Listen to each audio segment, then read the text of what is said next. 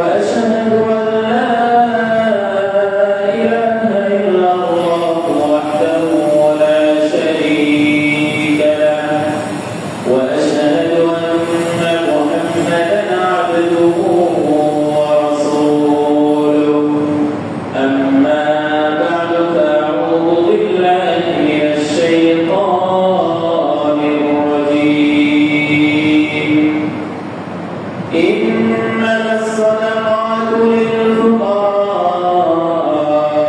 والمساكين والعاملين عليها والمؤلفة قلوبهم وفي الرقاب والغارمين وفي سبيل الله وابن السبيل فريضة من الله إن الله كان عليما حكيما. عن ابن عمر رضي الله تعالى عنه قال قال رسول الله صلى الله عليه وسلم بني الإسلام على خمس شهادة أن لا إله إلا الله وأن محمدا رسول الله وإقام الصلاة وإيتاء الزكاة وصوم رمضان وحج بيت الله الحرام. الحمد لله শুরুতে আবার প্রশংসা করছি একমাত্র সেই মহান রব্বুল আলামিনের জন্য যে মহান রব্বুল আলামিন আমাদেরকে পবিত্র মাহে রমজানের সিয়াম পালন করে আজকে এরকম সুন্দর একটি অনুষ্ঠানে বসার তৌফিক দান করেছেন। সেই মহান রব্বুল আলামিনের শুকরিয়া আদায় করছি সকলে বলে আলহামদুলিল্লাহ। দরুদ ও সালাম শান্তির ধারা বর্ষিত হোক আমাদেরকে নবী জনাব মুহাম্মদুর রাসূলুল্লাহ সাল্লাল্লাহু আলাইহি ওয়াসাল্লামের প্রতি। সম্মানিত উপস্থিতি, আজকে আমরা রমজানের 18তম দিনে অবস্থান করছি। এই রমজান মাসে অর্ধেক যখন আমরা অতিক্রম করে ফেলেছি, এই সময় এসে আপনাদের মাঝে যে বিষয়টি আলোচনা করার চেষ্টা করব, আগে বলে দিচ্ছি যদিও বিষয়টি অনেক কঠিন, তারপরও আমি আমার সাধ্য অনুযায়ী আল্লাহ রাব্বুল আলামিনের মেহেরবানিতে অনুগ্রহে আমি চেষ্টা করব আপনাদের সাথে বিষয়টি আলোচনা করার জন্য। সেই বিষয়টি হচ্ছে যাকাত, যেটি আমাদের ইসলামের আমরা জানি 5টি স্তম্ভ রয়েছে। আল্লাহ রাসূল সাল্লাল্লাহু আলাইহি ওয়াসাল্লাম হাদিসের মধ্যে উল্লেখ করেছেন, আব্দুল্লাহ ইবনে উমর রাদিয়াল্লাহু তাআলা আনহুমা তিনি বলেছেন যে রাসূলুল্লাহ সাল্লাল্লাহু আলাইহি ওয়াসাল্লাম বলেছেন, বুনিয়াল ইসলাম আলা খামসিন, ইসলামটা 5টি স্তম্ভের উপরে প্রতিষ্ঠিত। যে বিষয়টা আমরা অনেক সময় আলোচনা শুনেছি, এই বিষয়টি আমরা অনেক সময় আলোচনা শুনেছি যে ইসলামটা হচ্ছে 5টি স্তম্ভের উপরে প্রতিষ্ঠিত। যেমন আমাদের এই মসজিদটা কতগুলো পিলারের উপর দাঁড়িয়ে রয়েছে, ঠিক সেরকম ভাবে ইসলামটা 5টি খুঁটির উপর, 5টি স্তম্ভের উপর প্রতিষ্ঠিত। একজন মুসলিম সে যখন মুসলিম দাবি করবে, তাকে এই বিষয়গুলো অবশ্যই মানতে হবে। তার মধ্যে প্রথম হচ্ছে শাহাদাতু আল্লা ইলাহা ইল্লাল্লাহ ওয়া আন্না মুহাম্মাদার রাসূলুল্লাহ, যে আল্লাহ রাব্বুল আলামিনের ব্যতীত সত্যিকার অর্থে আর কোনো মাবুদ নেই, এই সাক্ষ্য দিতে হবে। সেই সাথে সাথে মুহাম্মদ সাল্লাল্লাহু আলাইহি ওয়াসাল্লাম যে আল্লাহর রাসূল, সেই স্বীকৃতি আমাদেরকে দিতে হবে। এটা হচ্ছে আমাদের প্রথম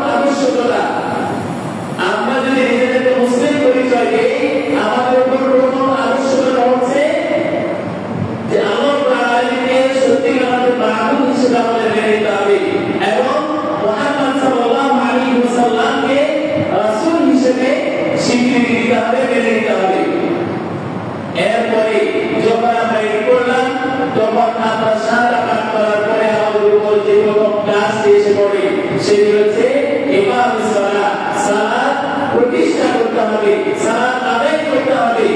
এটি হচ্ছে আমাদের উপর দ্বিতীয় আবশ্যকতা।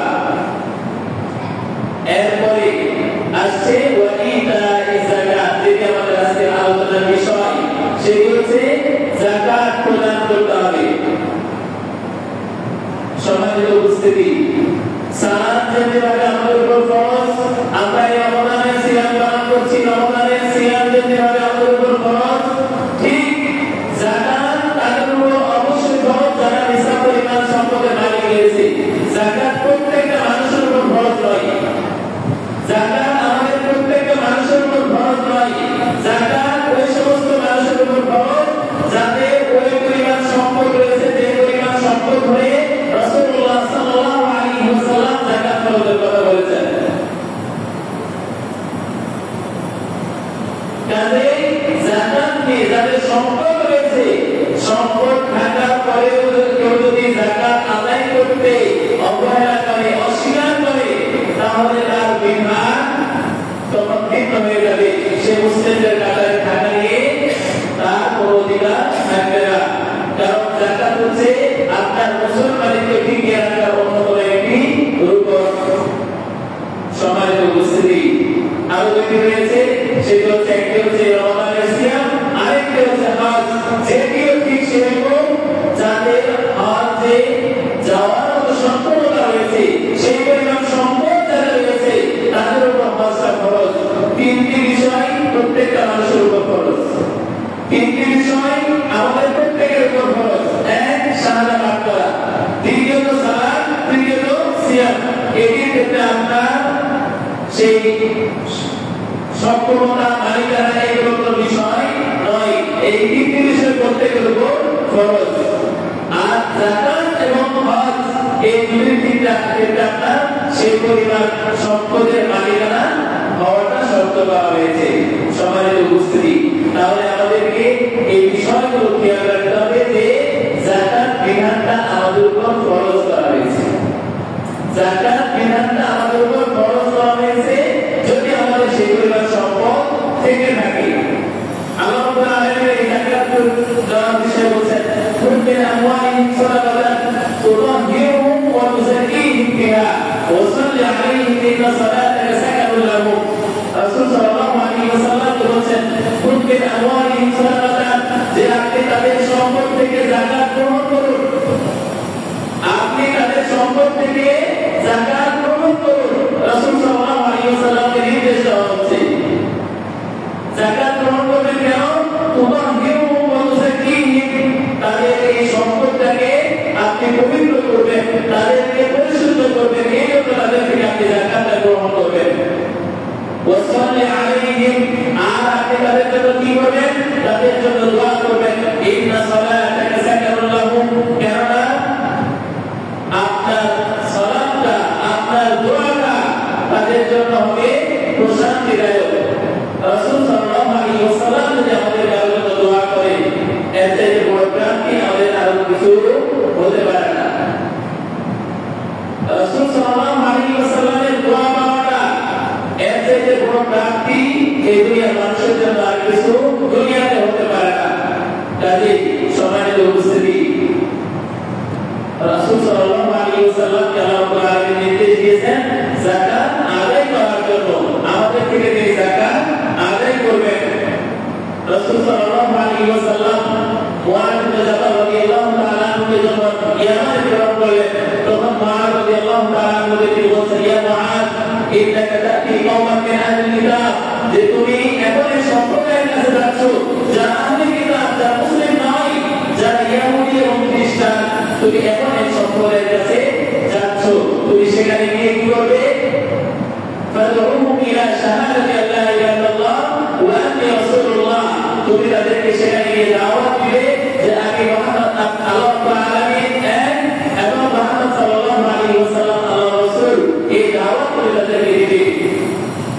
ফাইকুম আতাউ যালিক, যদি তারা এটা নেয়, ফাআলিকুম, তাহলে ওই যে আমরা পূর্বে হাদিস বর্ণনা করলাম, সেটা ধারাবাহিকভাবে এখানেও বলা হচ্ছে।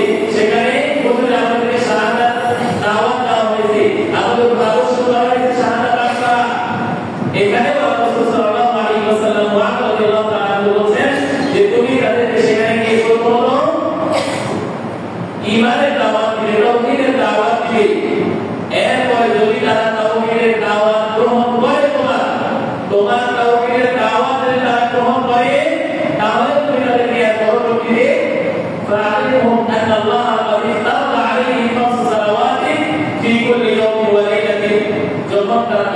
দাওয়াত গ্রহণ করে নিয়েছে, যখন তারা মুসলিম হয়ে গিয়েছে তখন তুমি তাদেরকে জানিয়ে দাও যে তাদের উপর দিনে রাতে 5 ওয়াক্ত সালাত ফরজ করা হয়েছে। 5 ওয়াক্ত সালাত ফরজ করা হয়েছে। এরপর কাইমুন আল্লাহু লিল্লাহি, যদি তারা এটাও মেনে নেয়, যদি তারা সালাত আদায় করে তখন তুমি কি করবে? ফাআলিমহুম আন্নাল্লাহ ফারাদা যাকাত আমওয়ালিহিম, যে তখন তুমি তাদেরকে জানিয়ে দাও আল্লাহ ফারাদা যাকাত আমওয়ালিহিম, যে তাদের সম্পদের উপরে যাকাত ফরজ করা হয়েছে। তো কবি আলিয়াহিম ওয়া তুরাদু আলা ফুকারাহিম, সেই যাকাতটা তুমি তাদের মধ্যে যারা ধনী ব্যক্তি রয়েছে, যাদের সম্পদ রয়েছে, নিসাব পরিমাণ মালের অধিকারী রয়েছে, তাদের থেকে তুমি যাকাতটা গ্রহণ করো। আর ওয়া তুরাদু আলা ফুকারাহিম, ওই যাকাতটা গ্রহণ করে সেখানকার আমার যারা অসহায় দরিদ্র মানুষ রয়েছে, যারা গরিব মানুষ রয়েছে, তুমি তাদের মানুষের বিতরণ করে দাও। তাহলে সমাজের উপস্থিতি আল্লাহ এই যাকাতটা আমাদের উপর খরচ করেছেন। এই যাকাতটা খরচ করেছেন কেন? যাতে করে যারা ধনী মানুষ রয়েছে, অর্থ সম্পদশালী রয়েছে, তাদের এই অর্থ সম্পদ থেকে বছরে একবার যাকাত দিয়ে যারা গরিব অসহায় রয়েছে তাদেরকে সেই সম্পদটা দিয়ে তাদেরকেও উপরে উঠানো যায়, তাদেরকে সম্পদের মালিক বানানো যায়, তাদের যাতে পথটাকে সহজ করে দেওয়া যায়। এই জন্য আল্লাহ আগে এই যাকাতের বিধানটা নিয়ে এসেছেন। সমাজের উপস্থিতি যাকাতের বিধান যাদের সেগুলো সম্পদ রয়েছে তাদের উপর যাকাতের বিধানটাকে ফরজ করা হয়েছে আল্লাহ আগামের পক্ষ থেকে। আবার বলছি যে কিভাবে সালাত আমাদের উপর ফরজ, যে 5 ওয়াক্ত সালাত আমরা আদায় করি, যে কিভাবে এই আমরা রমজানের সিয়াম পালন করছি, এই রমজানের সিয়াম যে কিভাবে আমাদের উপর ফরজ, ঠিক তেমনিভাবে যাদের সম্পদ রয়েছে তাদের উপর যাকাতটাও ফরজ। কোনো কম বেশি নেই, কোনো কম বেশি নেই। এটার ক্ষেত্রে আমরা অনেক এই যাকাতের ক্ষেত্রে অবহেলা করে থাকি। যাকাত দেওয়ার ক্ষেত্রে আমরা অনেকেই অবহেলা করে থাকি। আমরা মনে করি যে যাকাত করা হয় এত গুরুত্বপূর্ণ বিষয় নয়, কিন্তু সমাজের উপস্থিতি যাকাত আপনার আমার সম্পদ থেকে পবিত্র করবে। আমার আপনার সম্পদ যেটা রয়েছে সেটা এই যাকাত দেওয়ার মাধ্যমে আমার বাকি যে সম্পদটা থাকবে সেই সম্পদটা এই যাকাতের মাধ্যমে আল্লাহ তাআলা পবিত্র করে দেবেন। আর যদি আমরা যাকাত প্রদান না করি, আমরা যদি যাকাত প্রদান না করি, তাহলে আমাদের বাকি যে সম্পদটা রয়েছে ওই অল্প কিছু সম্পদের কারণে আমাদের পুরো সম্পদটাই অপবিত্র থেকে যাবে, আমাদের পুরো সম্পদটা একদম হারাম হয়ে যাবে। কাজেই আমাদেরকে অবশ্যই যাকাত প্রদান করতে হবে। এই যাকাতের মাধ্যমে আমরা জান্নাত অর্জন করার বিশেষ একটা সুযোগ আমাদের জন্য রয়েছে। আল্লাহ রাসূল সাল্লাল্লাহু আলাইহি ওয়াসাল্লাম বলেছেন, ইন্না ফিল জান্নাতি লাগাওয়াতান, যে জান্নাতের মধ্যে এমন একটি ঘর রয়েছে, ইউরা ওয়া মিন বাতিনিহা, যার ভিতর থেকে বাইরে কি আছে সব দেখা যায়, ওয়া বাতিনুহা মিন যাহিরিহা, আবার ভিতর থেকে বাইরে দেখা যায়, বাইরে থেকে ভিতর দেখা যায়। এরকম একটি ঘর রয়েছে। এই ঘরটা কারা পাবে সেটা রাসূল সাল্লাল্লাহু আলাইহি ওয়াসাল্লাম বলেন, আ'তাল্লাহু লিমান আত'আমা আত-তা'আম, এই ঘরটা ওই ব্যক্তির জন্য প্রস্তুত করা হয়েছে।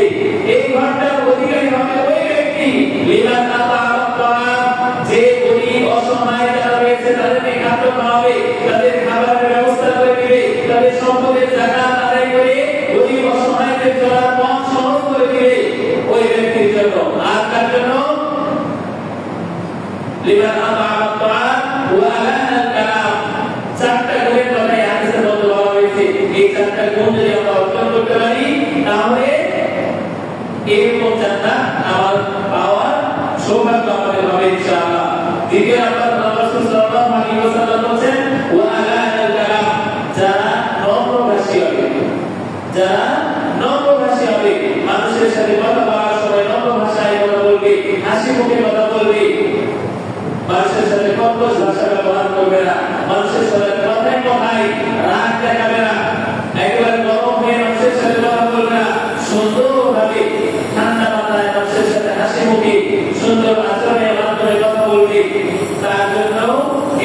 সুযোগ রয়েছে, এই জান্নাত অর্জন করার সুযোগ রয়েছে।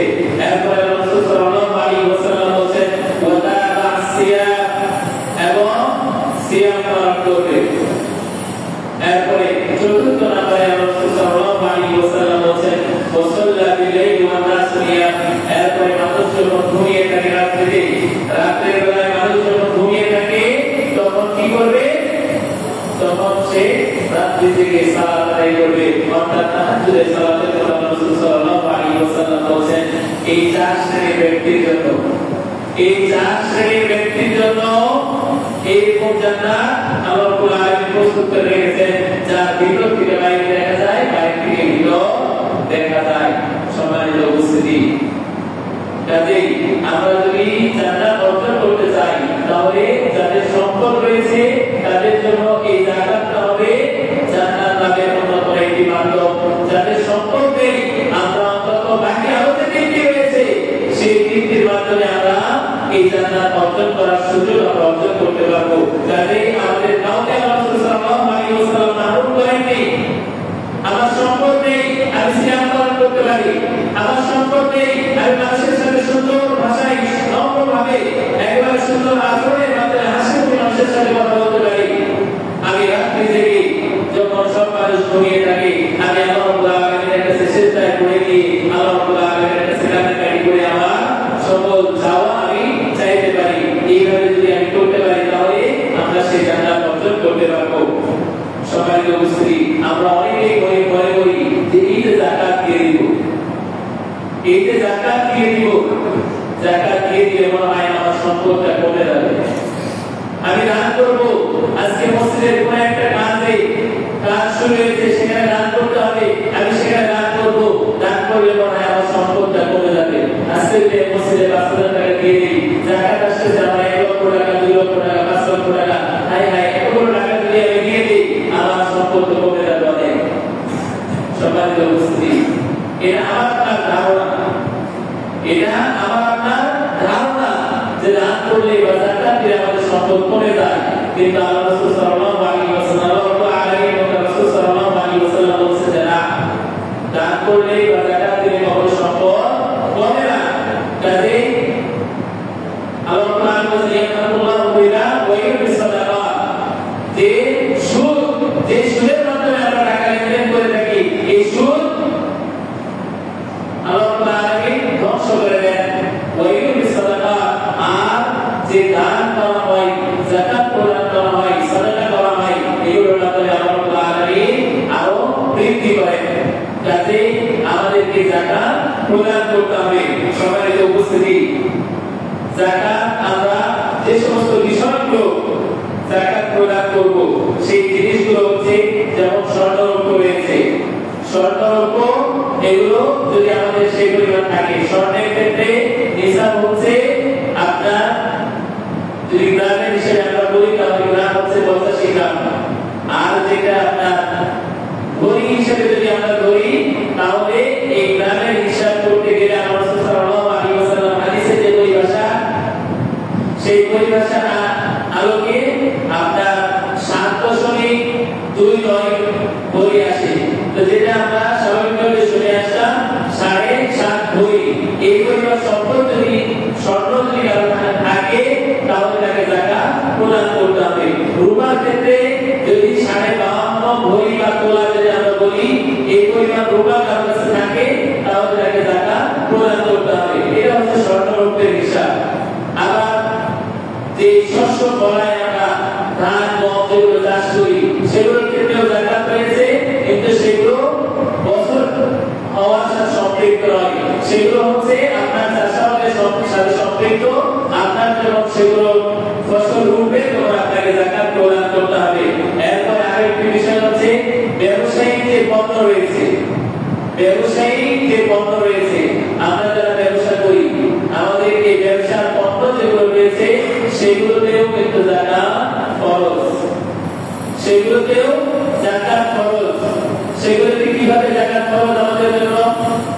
আমরা যে ব্যবসার মালামাল রয়েছে সেই ব্যবসার মালামাল আমরা মূল্য ধরে, ব্যবসার মালামালের আমাদের মূল্য ধরে সেই মূল্যের হিসাব করে নগদ অর্থের যে যাকাত আসে সেই নগদ অর্থ অনুযায়ী এখানে ব্যবসায়ী পণ্যটা জাকাত প্রদান করতে হবে।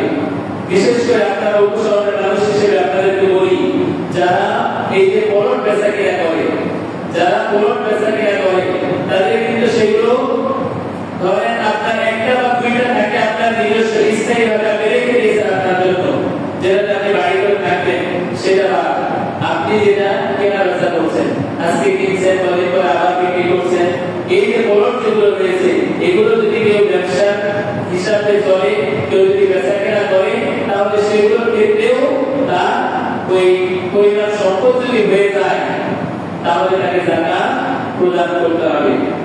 সম্মানিত উপস্থিতি, তো এই যে আরো কিছু বিষয় রয়েছে যে বিষয়গুলোর ক্ষেত্রে জাকাত আমাদেরকে প্রদান করতে হয়। তো এই জাকাত প্রদান করতে গিয়ে আমরা যদি আমাদের বর্তমান সময়ের সাথে তুলনা করি, আমাদের খুব কম মানুষই রয়েছে যাদের কাছে সরাসরি স্বর্ণ বা রূপা এত পরিমাণ থাকে। 7.5 ভরি স্বর্ণ বা 52.5 তোলা রূপা এতটুকু আমাদের কাছে খুব কম মানুষই রয়েছে যাদের কাছে বর্তমানে এই জিনিসগুলো আমরা রাখি। আমরা রাখি কি? টাকা, নগদ অর্থ যেটা সেটা আমরা রাখি। সেটার ক্ষেত্রে আমরা জাকাত কিভাবে প্রদান করব? নগদ অর্থ কিন্তু আমাদেরকে জাকাত দিতে হবে। কেন দিতে হবে?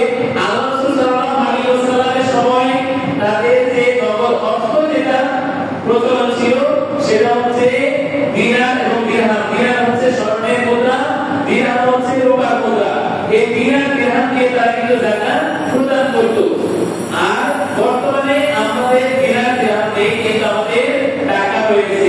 এই টাকায় ওই আপনার স্বর্ণের মূল্য ধরে যে পরিমাণ আসে সেই পরিমাণ টাকা যদি আমাদের কাছে থাকে তাহলে সেটা টাকা দিতে হবে। সম্মানিত উপস্থিতি, আমাদের যে হিসাব আল্লাহ রাসূল সাল্লাল্লাহু আলাইহি ওয়াসাল্লাম হাদিসের মধ্যে বলেছেন, ওয়ালাইসা আলাইকা শাইউন কিন্তা হাত্তা ইয়াকুনা লাকা 20 দিরহাম ফাইদা কানা লাকা 20 দিরহাম ওয়া কানা আলাইকা আল-হাওল ফাফিহা নিসফু দিরহাম। এই হাদিসের আলোকে 20 দিরহাম যদি আমাদের কাছে থাকে সেটা জাকাত প্রদান করতে হবে। সেই 20 দিরহাম যদি আমরা ধরি তাহলে এই 20 দিরহাম হিসাব করে সেটা যেটা আসে ওই যে বললাম 7.29 ভরি এতটুকু আসে। এটা বর্তমান বাজার মূল্য। বর্তমান বাজার মূল্য আজকে আমি যেটা দেখলাম সেটা হচ্ছে যে বর্তমানে স্বর্ণ যেটা 22 ক্যারেট, সেই 22 ক্যারেট হচ্ছে 1,54,945 টাকা ভরি। 1,54,945 টাকা ভরি। এটা আন্তর্জাতিক বাজারের সাথে হিসাব করি। কিছু কম বেশি এদিক আমাদের বাজারের তুলনায় হতে পারে, সেটা ভিন্ন কথা। আন্তর্জাতিক বাজারের সাথে সামঞ্জস্য বজায় রেখে এটা ধরা হয়েছে। তো সেই হিসাবে আমাদের এই যে পরিমাণ স্বর্ণ আসে সেই পরিমাণ স্বর্ণের মূল্য আসে 11,29,549 টাকা। 11,29,549 টাকা যদি কারো কাছে থাকে তাহলে তাকে সেখান থেকে 2.5% হিসেবে তাকে জাকাত প্রদান করতে হবে। অর্থাৎ 100 টাকায় 2.5 টাকা। এই হিসেবে আপনার যে পরিমাণ টাকা রয়েছে সেই টাকাটাকে আপনি ভাগ করে জাকাত প্রদান করতে হবে আপনাকে। আবার রূপার হিসেবে যদি আমরা ধরি, রূপার হিসেবে সর্বশেষ যেটা আছে সেটা হচ্ছে 1,70,050 টাকা, 40 টাকা, 1,70,040 টাকা। এটা আছে রূপার হিসেবে। এখন আমরা আমাদের নগদ অর্থটা স্বর্ণের সাথে নির্দিষ্ট করব না রূপার সাথে নির্দিষ্ট করব? স্বর্ণের মূল্য ধরে জাকাত প্রদান করব নাকি রূপার মূল্য ধরে জাকাত প্রদান করব? সম্মানিত উপস্থিতি, এটা নিয়ে আরেকটা মাঝে কিছু মতভেদ রয়েছে। তবে যেহেতু স্বাভাবিকভাবে আপনার স্বর্ণের মূল্যটা একটা আপনার স্থিতিশীল থাকে, সেই হিসেবে অধিকাংশ আলেমরা স্বর্ণের মূল্য ধরে জাকাত প্রদানের পক্ষে মত দিয়েছেন। যাতে স্বর্ণের মূল্য ধরে যদি আমরা দেই তাহলে আমাদের কাছে 11 লক্ষ টাকার উপরে যদি থাকে সেক্ষেত্রে আমাদের জাকাত প্রদান করতে হবে। আবার সতর্কতা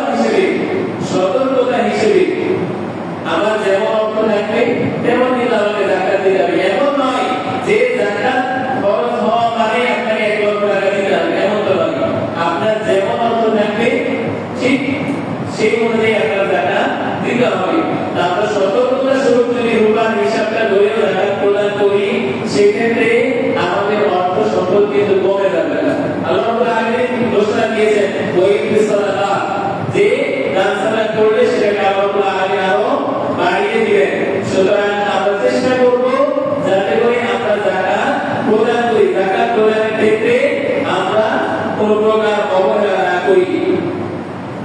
আর ওই যে বললাম যে আমাদের ব্যবসায়িক পণ্য যেগুলো রয়েছে সেগুলো যাকাত দিতে হবে। আল্লাহ রাসূল সাল্লাল্লাহু আলাইহি ওয়াসাল্লাম ঘোষণা দিয়েছেন। ইমাম বুখারী রাহিমাহুল্লাহ তিনি বাব বেঁধে দিয়েছেন, বাবুস সালাকাতিল কাসবি ওয়াত তিজারা। ব্যবসায়িক পণ্য যেগুলো রয়েছে সেগুলোর যে যাকাত দিতে হবে সেটা তিনি বাব বেঁধে দিয়েছেন এবং সেখানে তিনি হাদিস আল্লাহ তাআলা এর আয়াত নিয়ে এসেছেন। সেই বাবের শুরুতে ওয়াফি আমওয়ালি হাক্কুল লিসাইল ওয়াল মাহরুম, যে তাদের সেই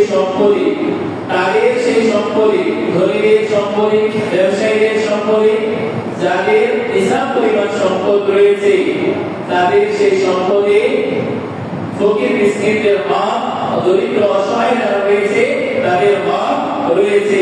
এইভাবে করে আল্লাহ রাব্বুল আলামিন ঘোষণা দিয়েছেন। এরপরে আল্লাহ রাব্বুল আলামিন যারা যাকাত প্রদান করে না তাদের শাস্তি হিসেবে আল্লাহ রাব্বুল আলামিন বলেন ওয়াল্লাযীনা ইয়াকনিজুনা আয-যাহাবা ওয়াল ফিদ্দাতা ওয়া লা ইউনফিকুনাহা ফী সাবিলিল্লাহ ফাবাশশিরহুম বিআযাবিন আলীম। যে যারা তাদের সম্পদ সঞ্চয় করে রাখে, তাদের সম্পদের যাকাত প্রদান করে না, তাদেরকে আল্লাহ রাব্বুল আলামিন বলেন যে তাদেরকে শাস্তি ঘোষণা দাও। এবং কি শাস্তি? ইয়াউমা ইউকবা আলাইহা ফী নারি জাহান্নাম ফাতুকওয়া বিহা জিবাহুম, সেদিন এই জিনিসগুলো গরম করে তাদের পিঠে সেঁকা দেওয়া হবে, তাদের মুখে সেঁকা দেওয়া হবে। এভাবে করে তাদের শরীরের বিভিন্ন জায়গায় এগুলো সেঁকা দেওয়া হবে। এরপরে আল্লাহ রাসূল সাল্লাল্লাহু আলাইহি ওয়াসাল্লাম ঘোষণা দিয়েছেন যে যাদের সম্পদ রয়েছে কিন্তু তারা তাদের সম্পদের যাকাত প্রদান করে না, তাদের সেই সম্পদগুলোকে আল্লাহ রাব্বুল আলামিন সেদিন একটা বিষ বা সাপে পরিণত করবেন। সেই সাপে পরিণত করে তাদের গলায় পেঁচিয়ে দেওয়া হবে। আর এই সাপ তাদেরকে দংশন করতে থাকবে আর বলবে যে আমি তোমার সম্পদ, আমি তোমার সেই গচ্ছিত সম্পদ যেটাকে তুমি জমা করে রেখেছিলে যাকাত প্রদান করনি। সম্মানিত উপস্থিতি, কাজেই আল্লাহ রাসূল সাল্লাল্লাহু আলাইহি ওয়াসাল্লাম অনেক জায়গায় এইভাবে করে এই যাকাত প্রদান না করার শাস্তি ঘোষণা করেছেন। তো সময় সংক্ষিপ্ত হওয়ার কারণে বিস্তারিত বলার সুযোগ হচ্ছে না, তবে শুধু এতটুকু বলছি যে যাকাত প্রদান না করলে আল্লাহ এবং তার রাসূল সাল্লাল্লাহু আলাইহি ওয়াসাল্লাম অনেক কঠিন শাস্তির কথা উল্লেখ করেছেন। কাজেই আমাদের উচিতভাবে আমাদের সম্পদ যাদের নিসাব পরিমাণ রয়েছে, নিসাবের কথা আবার বলছি যে যদি স্বর্ণের হিসাব ধরি তাহলে সেখানে প্রায় 11 লক্ষ টাকার উপরে, যদি রূপার হিসাব ধরি তাহলে সেখানে 1.5 লক্ষ টাকার উপরে আসে। এই পরিমাণ সম্পদ থাকলে আমাদের অবশ্যই যাকাত দিতে হবে। এবং সামনে আমাদের আরো একটি বিষয় রয়েছে, সংক্ষেপে শুধু 2 মিনিটের মধ্যে বলছি যে কি আমাদের সামনে রয়েছে যাকাতুল ফিতর। এই যাকাতুল ফিতরের ব্যাপারে আল্লাহ তাআলা বলেছেন ক্বাদ আফলাহা মান তাযাক্কা। এরপরে আল্লাহ রাসূল সাল্লাল্লাহু আলাইহি ওয়াসাল্লাম বলেছেন ফারাদা রাসূলুল্লাহ সাল্লাল্লাহু আলাইহি ওয়াসাল্লাম যাকাতুল ফিতরি তুরাতাল লিসাইমি মিনাল লাগwi ওয়ার রাফাস ওয়া তুরাতাল লিল মাসাকিন। যে আল্লাহ রাব্বুল আলামিন এই যাকাত রাসূল সাল্লাল্লাহু আলাইহি ওয়াসাল্লাম এই যাকাতকে ফরজ করেছেন কেন?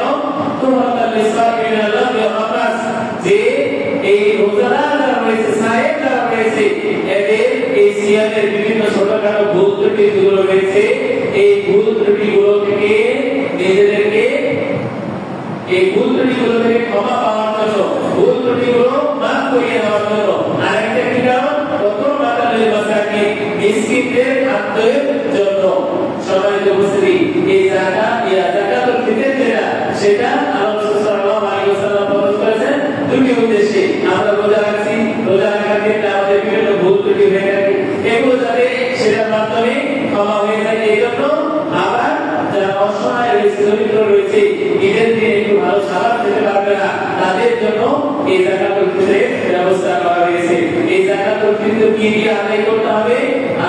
আবু সাঈদ রাদিয়াল্লাহু তাআলা তার হাদিসে বলেন যে কুননা নুখরিজু যাকাতুল ফিতরি, আমরা যাকাতুল ফিতর আদায় করতাম সাআ মিন তুআমি, একশা খাদ্য দ্রব্য দিয়ে, আর সাআ মিন শাইরি, একশা জব দিয়ে। এইভাবে করে এই কয়েকটি বিষয়ের কথা উল্লেখ করেছেন। আমাদের দেশে যেটি বর্তমানেও প্রচলন রয়েছে এবং বিভিন্ন ভাবে বলতে আসে, সেটি হচ্ছে টাকা দিয়ে যে যাকাতুল ফিতর আদায় করা। সম্মানিত উপস্থিতি, এই টাকা দিয়ে যাকাতুল ফিতর আদায় করলে আমাদের যাকাতুল ফিতর আদায় হবে না।